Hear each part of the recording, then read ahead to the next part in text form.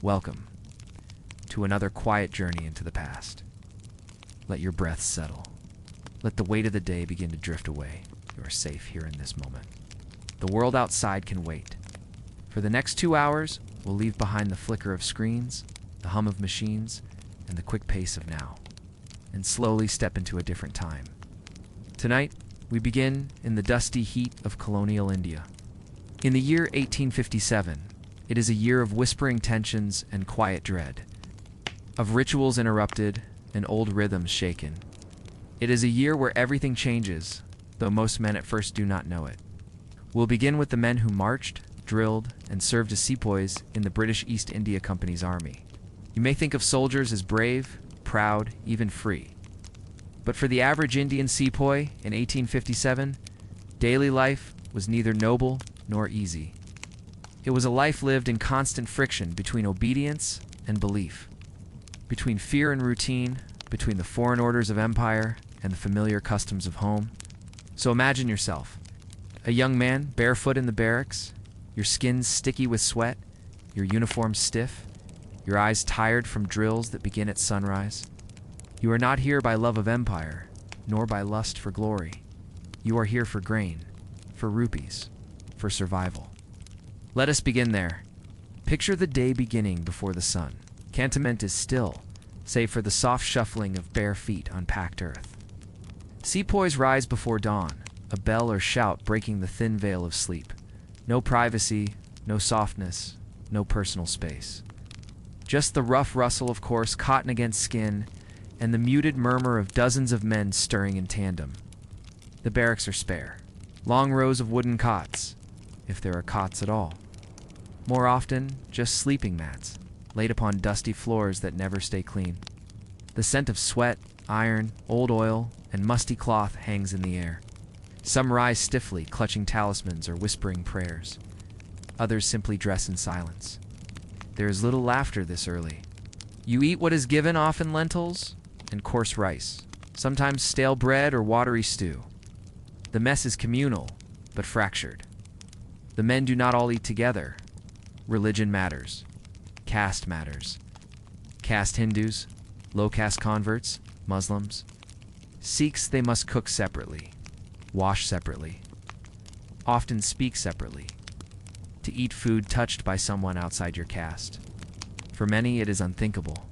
And yet here you are, expected to drill shoulder to shoulder with them, to fight with them, to live with them.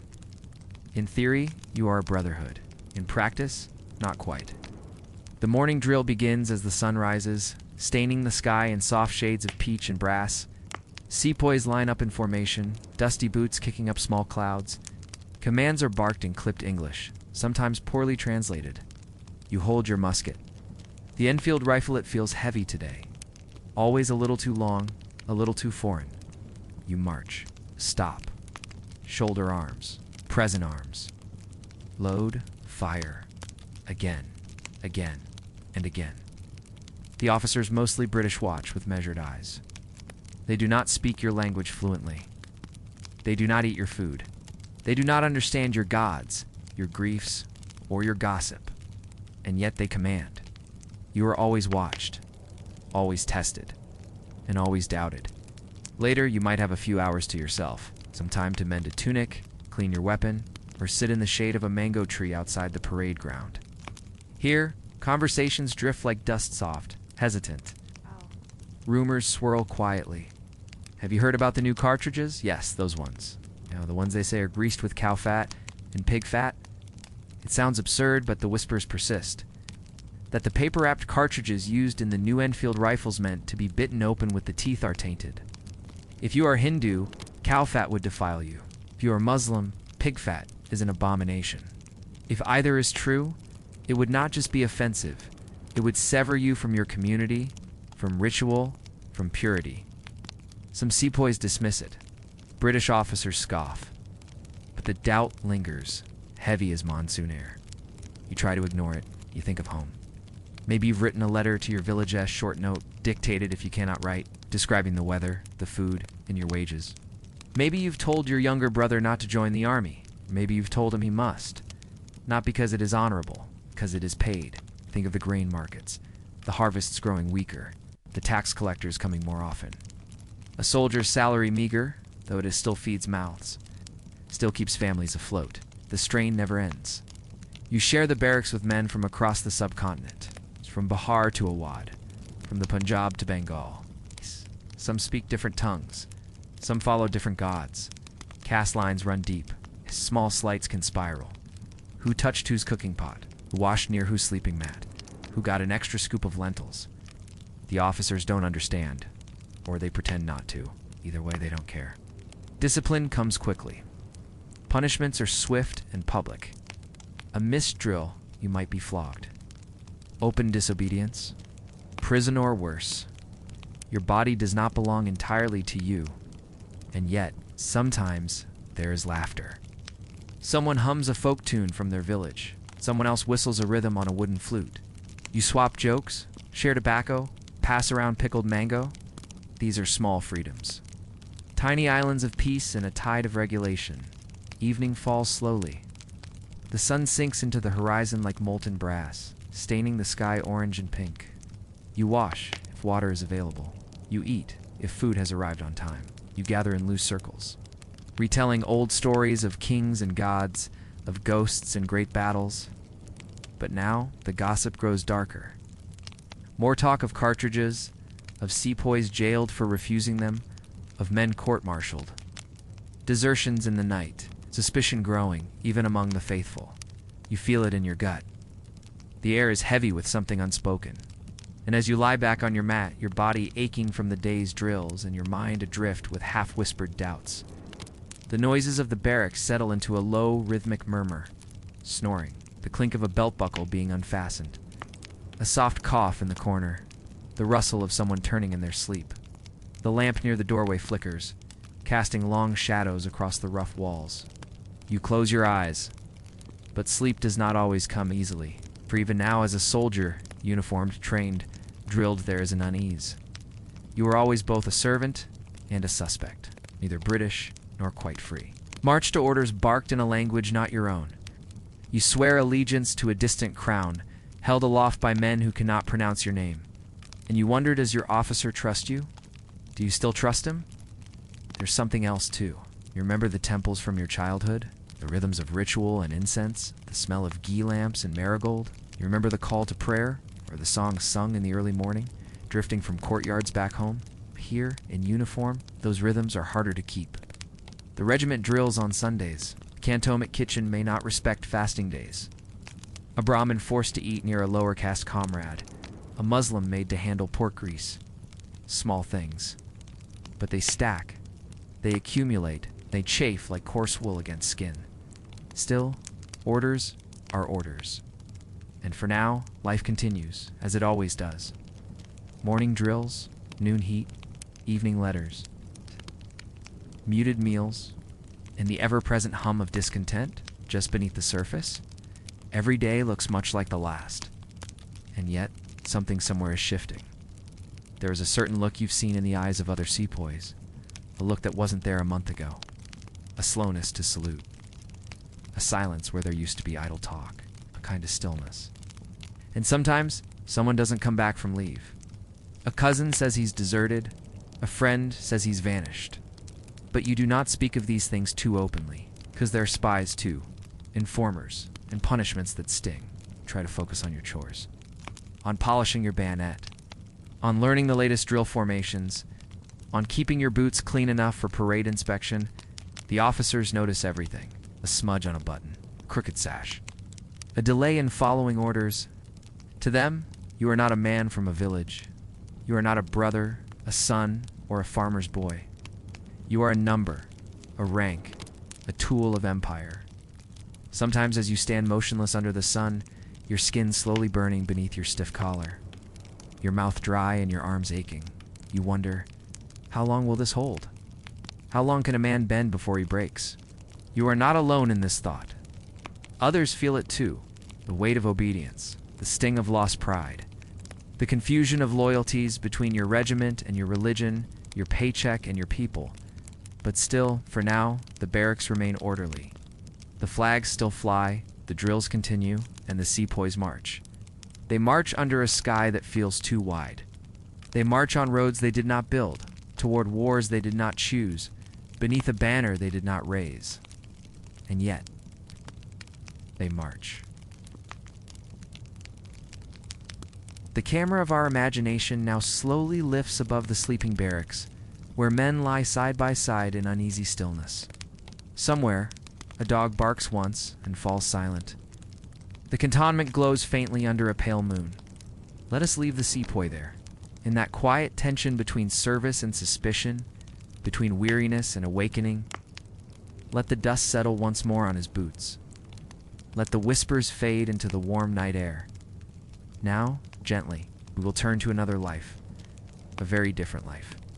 One that was draped not in musket and drill, but in silk and strategy, in sorrow and sword. A woman, a widow, a queen who would not surrender. Imagine a different kind of morning. The air here is lighter, touched with sandalwood, colored with the warm gold of polished brass and painted tiles. We are no longer in the rough cantonments of colonial troops, but in the princely state of Jhansi, before its walls would burn, before its name would echo in songs of resistance. You stand in the courtyard of a palace, not made for splendor, but for strength. Parakeets call softly from mango trees. A rhythmic clink echoes as a woman moves quietly across polished stone floors.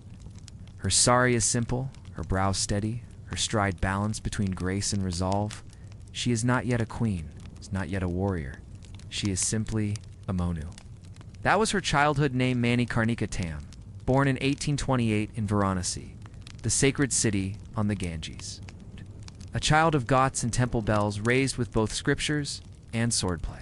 Her father, a courtly Brahmin, saw to it that she learned more than household craft. Manu read, rode horses, practiced with arms. She was curious, fierce, sometimes stubborn, and yet still a girl.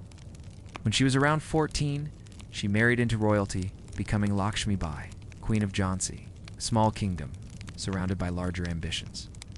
In those early days, her life might have seemed still confined within palace walls, moving gently to the rhythms of puyas and council meetings, festivals and royal dinners. But the British East India Company's shadow was growing longer. Policies written far from Jhansi began to snake into her world, and then tragedy. Her young son, born to her in Raja Gangadhar Row, died in infancy. Another child and adopted heir was quickly named, but the British refused to accept the adoption. Under a cold and calculated edict known as the Doctrine of Lapse, they declared that Jhansi would be annexed, taken no son, no throne. No matter that the traditions of India had long accepted royal adoption, no matter that the queen remained, no matter that the people of Jhansi had not surrendered anything, the company came anyway. In 1853, her husband died, and Lakshmi Bai Burley in her mid-20s found herself widowed, childless in the eyes of colonial law and slowly being erased from her own land. But she did not leave. She did not bow. Instead, the young widow stayed in her palace, wrote letters, petitioned the company, argued her right to rule. She moved with the slow-burning fire of someone who would not be dismissed. The British ignored her, but the people watched. She continued to ride each morning, to train, to govern quietly. She dressed in white, the garb of a widow, but wore it like armor. Her palace became not a relic of lost royalty, but a silent fortress of waiting. And then the year turned. 1857 arrived. The whispers turned to flames. The sepoys revolted at Meerut. Delhi was seized. Kanpur fell into rebel hands. Jhansi too would not stay quiet for long. Lakshmi Bai found herself at the center of a storm. Her city surrounded, her people divided. Rebels, loyalists, spies, and scavengers all moved through the streets. At first, she tried diplomacy. She offered sanctuary to the British officers still in her city, but chaos unraveled faster than anyone could contain. A massacre followed one that would stain Jhansi's name in colonial memory and harden British resolve. The Rani denied involvement. Her hands, she said, were clean, but the British did not believe her, and from that moment, she was no longer just a queen.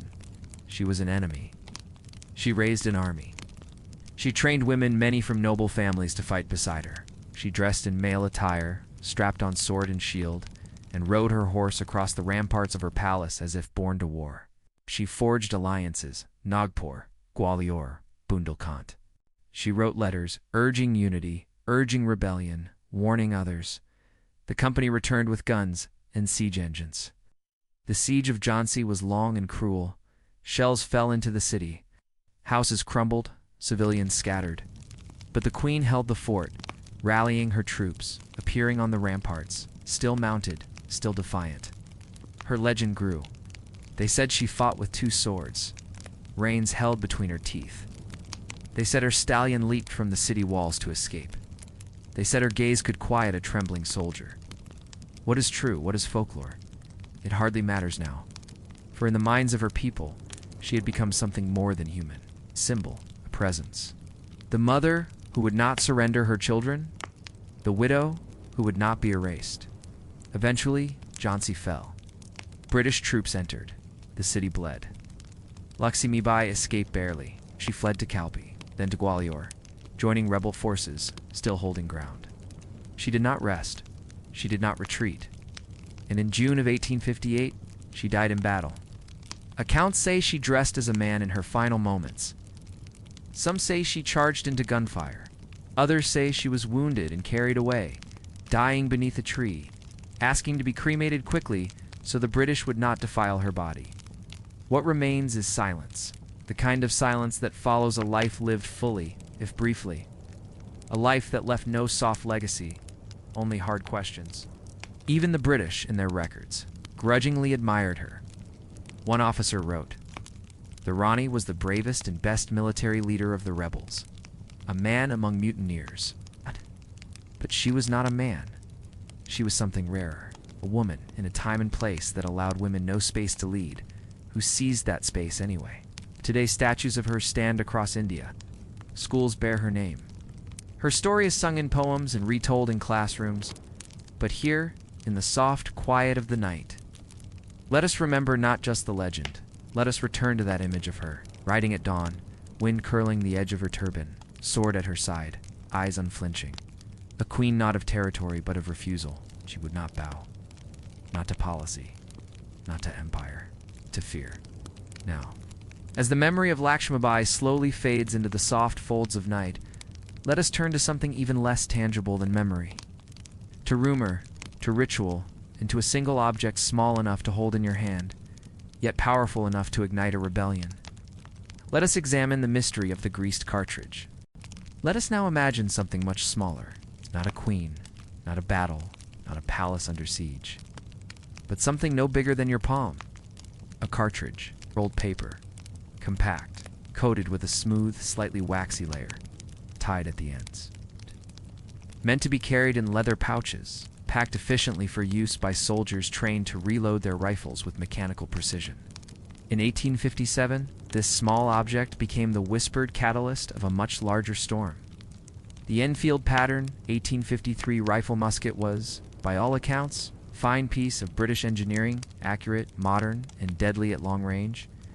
To load it, however, required a very specific action.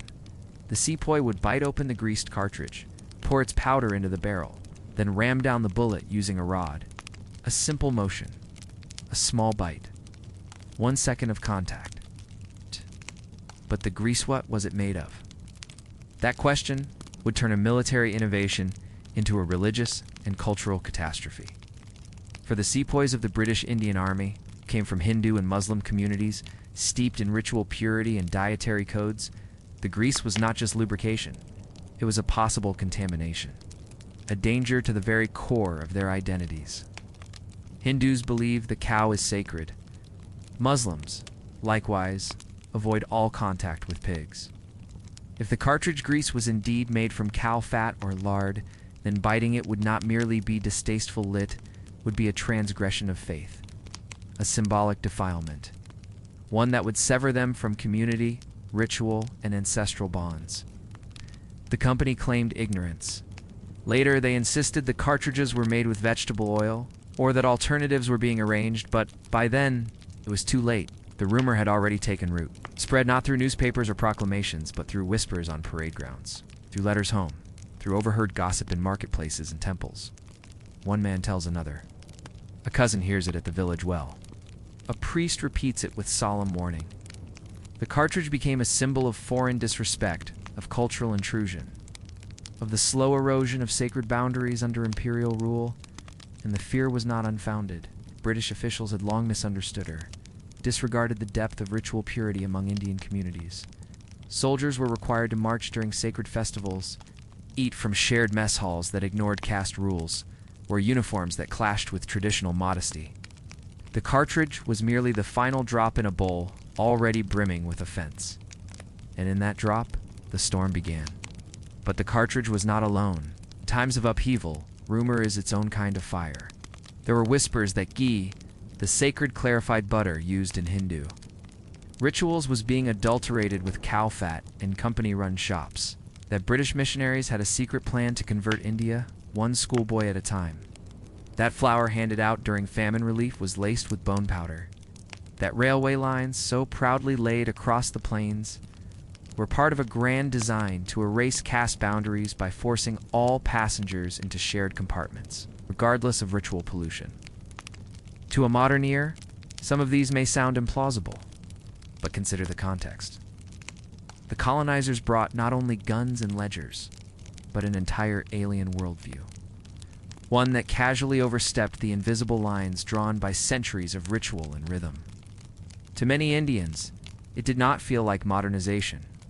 It felt like erasure. Take the example of the Christian missionaries, often protected and encouraged by the company. Their pamphlets and tracts, sometimes quietly distributed, sometimes loudly proclaimed, attacked the validity of Hindu scriptures and Islamic traditions. Even in schools, British-run curriculums subtly displaced native languages, replacing Persian, Sanskrit, and regional tongues with English. To some, it felt as though the very bones of their identity were being chipped away. Faith, in such moments, becomes not merely personal, but defensive. So when a Sepoy refused to bite a cartridge, it was not simply an act of rebellion, it was an act of preservation. And when dozens more followed, it was not coordinated, it was instinctual.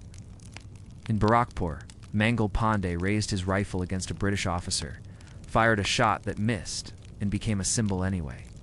In Meerut, soldiers refused the cartridges, were court-martialed, and publicly humiliated. They were shackled, paraded before their peers. The next day, their comrades mutinied. Cartridges, rifles, faith, and fire. These became tangled in a storm that neither side fully understood as it began.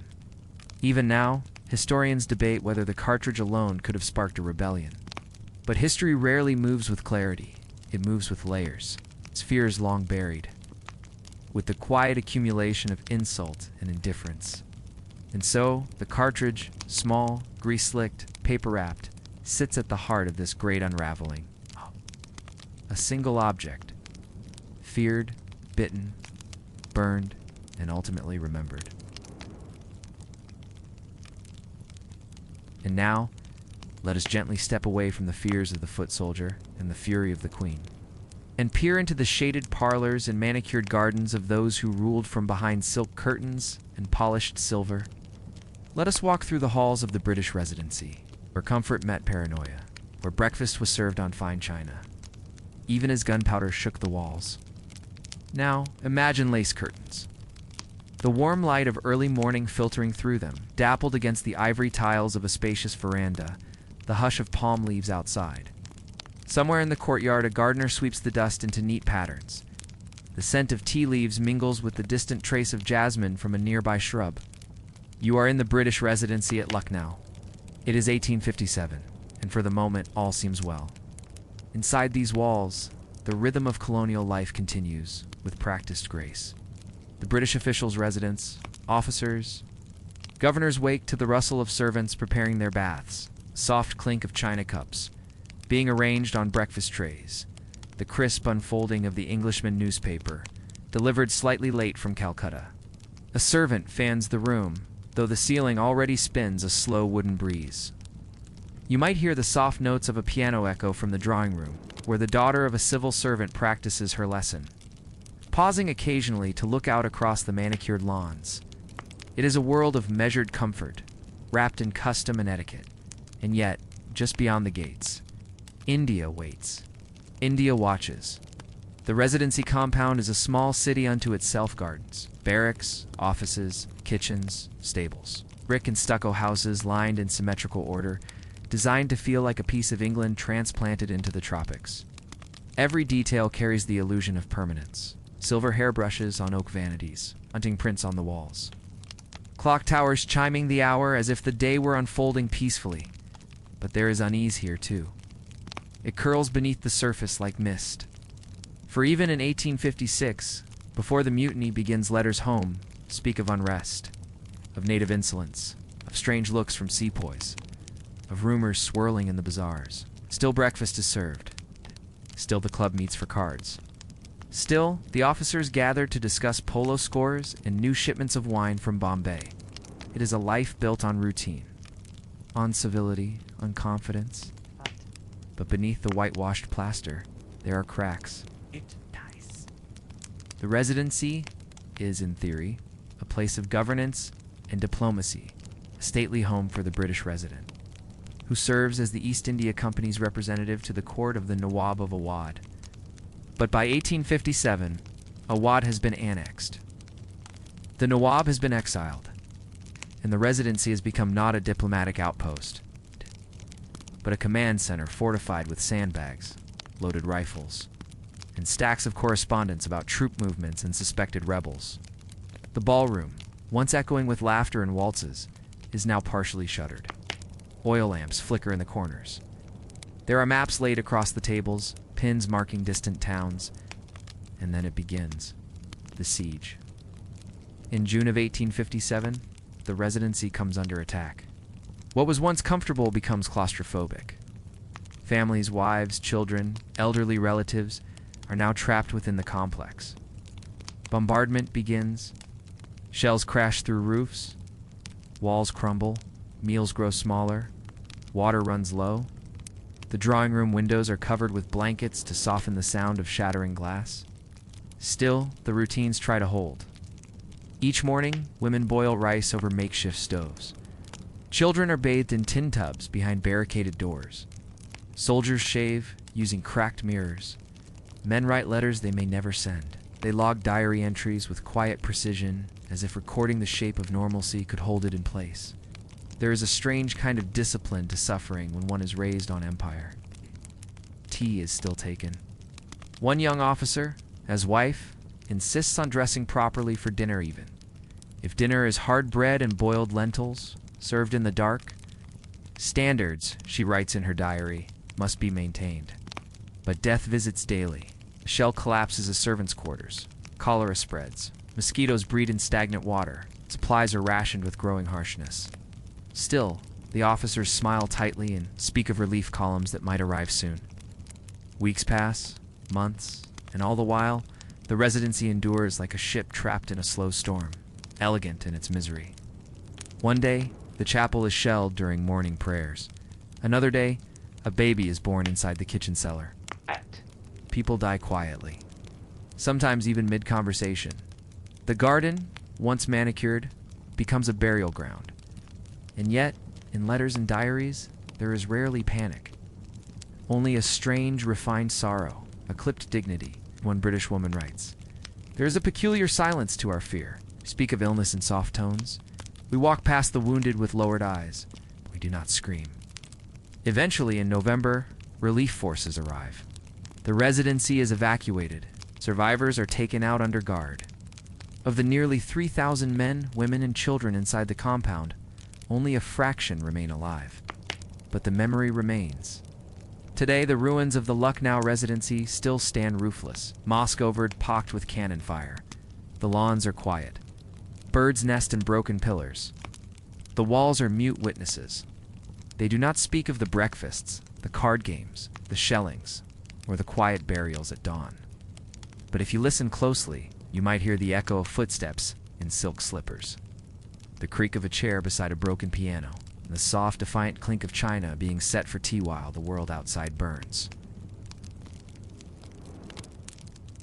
Now, as we drift slowly away from Lucknow, let us turn our gaze to the broader shape of empire itself, to the quiet mechanisms of domination, to the policies drafted in distant cities, and to the soft-spoken violence of law and taxation.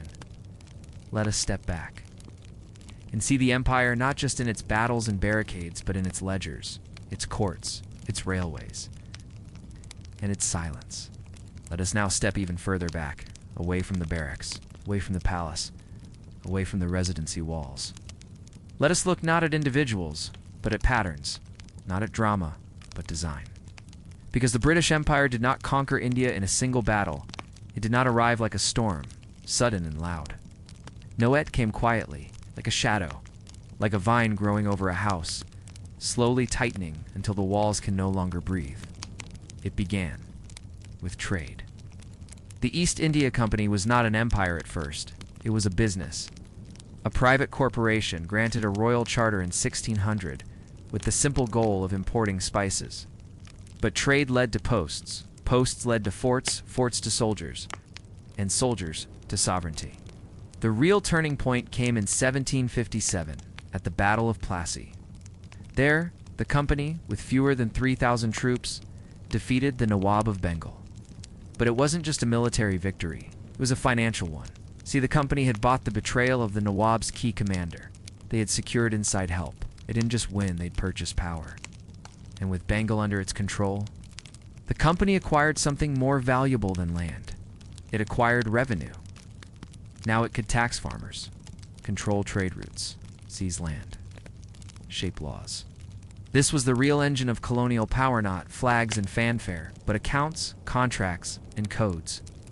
In the following decades, the company extended its grip to Awadh, to Madras, to Bombay. Through wars, yes, but also through debt, diplomacy, and doctrine. It was empire in slow motion, and at its heart was a simple truth. India, for the British, was not a civilizing mission. It was a balance sheet. In the traditional Indian economy, land was not just property, it was inheritance, identity, obligation. Farmers grew what the soil allowed. Crops were tied to festivals, to rainfall, to rhythm. The British changed this. It's under the permanent settlement, Ryotwari, and Mahawari systems. They began extracting fixed revenues, demanding taxes regardless of drought or flood. Peasants who could not pay lost their lands. Moneylenders, often shielded by colonial law, acquired more and more fields. The land did not belong to those who tilled it. It belonged to those who could navigate the new codes. And those codes were written in English, in faraway offices, by men who had never plowed a field. The result? Famines. In Bengal, in the Deccan, in Orissa. Grain was still grown, but more of it was exported to feed Britain or converted into cash crops. Opium, cotton, indigo. India was producing more and eating less. Millions died, quietly, not in war, but in silence. The term was coined later, the drain. Indian wealth flowed steadily out to Britain, in profits and taxes, in pensions for retired colonial officials. The empire took and took and took again. Railways were built not to connect villages, but to move goods to ports. English education was introduced not to enrich minds, but to produce clerks. Courts were established not to offer justice, but to enforce contracts. Every system served the same master. Even currency, changed Indian silver, once stable, was devalued in favor of British gold standards. Local markets suffered. It wasn't just exploitation, it was restructuring. India wasn't merely ruled, it was rewritten. And as the ledgers tightened, so too did the mind. Persian was removed from courts, Sanskrit from the schools. Local histories were dismissed as legend. Oral traditions were ignored. English became the language of power, and with it, a new worldview. Missionaries, too, became more active. Often under the umbrella of charity, they chipped away at native practices, describing them as backward, superstitious, or barbaric. And yet, it was not always open violence. Often, it was quiet dismissal. A temple is overlooked in a map.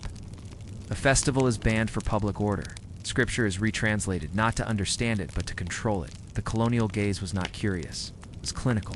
India was something to be studied, classified, managed, indexed. In this new world, a man who knew English might rise, while a poet, a farmer, a priest, a musician might fall into irrelevance. The soul of a civilization, its food, its songs, its rights was not burned, it was blurred. But empires, no matter how vast, are never complete. In quiet homes, stories were still told. Children still learned old songs. Women still whispered prayers in ancient tongues. The body remembered what policy forgot. Even as the British built new universities, people gathered in informal schools to learn their histories. Even as new laws were passed, petitions were signed in ink and blood. Even as Queen Victoria was declared Empress of India in 1876. The ground beneath her throne had already begun to shift, and all along the edges, from sepoy to schoolboy. From Rani to riot, there lived a question that could not be legislated away. Who decides what India is? Closing, and now rest. And so, here we are, at the end of a long, slow journey through heat and history, through cartridge and crown. We've walked beside the weary sepoy, sat in stillness with the silent queen. We've listened to rumor and ritual. We've stepped into shaded drawing rooms of empire. And we've traced the quiet machinery that shaped a subcontinent. None of it happened all at once, and none of it has fully disappeared. But for now, let the dust settle. Let the past be still. The roads we've traveled tonight are heavy with footsteps, but they do not press upon you now. You have heard their stories. You have honored their lives, and now you may close your eyes.